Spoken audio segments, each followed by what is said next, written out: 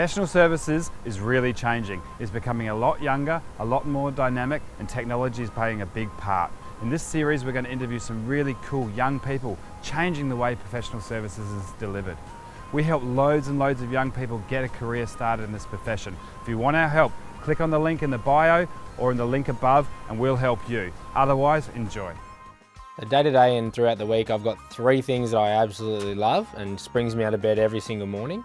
The first one is the 2-hour gym break I get every day. So there's not many roles or jobs that you get that. I get 2 hours. Doesn't mean I train for much longer, but I get time to have a shower, eat, recover. Pretty much splits my day up into two. So I work two. I feel like I'm as efficient in one day as I could be in two because of that 2-hour split. So I love that, and that's every day.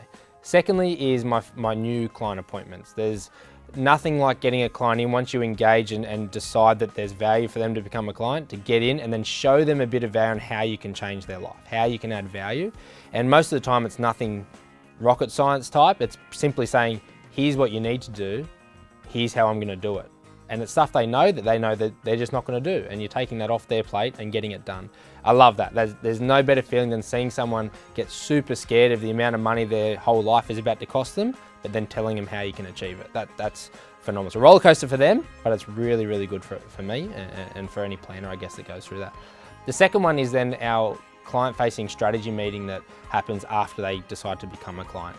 That's cool too, because now you've told them how much it's going to cost them and that you can achieve it. Then you go into telling them how you're going to achieve it, which is, I'm a bit Rain Man in that way. I really enjoy numbers in that way. I've got two types of Ryans, and I tell that to my clients. I've got in the meeting Ryan, who a bit of a larrikin, West Sydney bogan, loves having a laugh. The favourite grandchild, I always tell them. But then I've got, in the office Ryan, where I sit down and headphones on and I just crunch numbers, strategy, and that's really cool for me. I really enjoy that bit. But what I like more is mixing the two, where I can talk the strategy with the clients, and depending on the client, how detailed or high detailed I go, but just showing them how I'm going to achieve that and why they're paying me, why they're not paying someone next door. And those two meetings plus the gym, those three things every week get me out of bed, no matter how I feel. So with advice, a lot of people think that it's all about stuff they don't know, when in reality that might be a small piece of it, but anyone can use Google, Barefoot Investor. There's so many tools out there to find out these things they don't know. That's not what advice is really about. Advice is more so about getting things done that you know you need to do, but in a time frame you wouldn't. It's as simple as that. So when my clients come to me, I'm not telling them anything new or something they can't Google. I'm just getting the things done that they've been thinking about for the last 5 years that have now compounded a massive negative interest on their retirement goals. And that's what advice is all about. It's not about me knowing more than them.